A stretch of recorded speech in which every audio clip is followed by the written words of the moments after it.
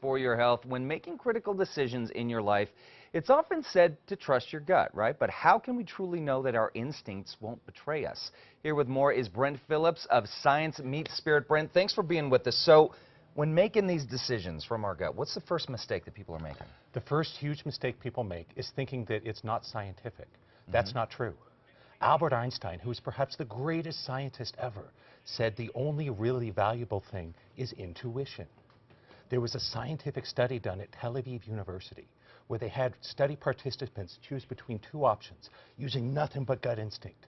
And they made the right call up to 90% of the time. Really? Wow. 90%. Wow. That's great. So that's the first mistake. What's the second mistake that we're making? The second huge mistake people make is they confuse beliefs with truth. What do I mean by that? For example, some people have the belief that rich people are greedy.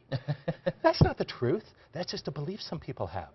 Real intuition goes beyond beliefs, beyond opinions, to tap into the truth. Okay, and the third mistake that we're making? The third mistake we make is what I call emotional reasoning. Emotional reasoning is when we feel something so strongly, we think it must be true. When I left grad school at MIT, I recruited my best friend to start internet companies, and we had a lot of success at first. I felt so strongly he would always be loyal to me and we would be successful.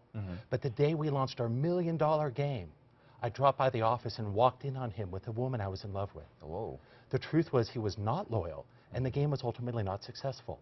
I had to get past thinking that just because I felt something really strongly, that it was intuition or that it had to be the truth. Right. Okay. So now, in terms of training us to be mindful of how to follow our instinct, you've got an online workshop. Now, if you're in Los Angeles, you can go to this workshop. But here, folks in New Mexico, if we want to participate in this online workshop, how do we do that? Everything is streamed online. Full participation. We have an online chat room. My background is technology and computers and internet. So let's talk a little bit about that, because I think that's really interesting. So you come from MIT. You come from a very analytical world, and you find your way into working in more of a sort of a spiritual and in an instinctual manner. Because you've had something happen to you in the past. Is that correct? It really kind of gave you a wake-up call. I had a tremendous health crisis in my 20s. Imagine being a couple years out of MIT and being in so much pain that some days I had to have my mother cut my food for me. Wow. When I was just 27, doctors put me on permanent disability and told me I could never work again. I'd always be in pain. And then I went to an intuitive healer. And long story short, I got my life back. It was amazing. And I was turned on to this, and it's been my mission and my purpose to bring all my MIT education and scientific training to demystify intuition and energy and mind power, to give people simple tools to help them make better decisions day to day to improve their lives. Okay.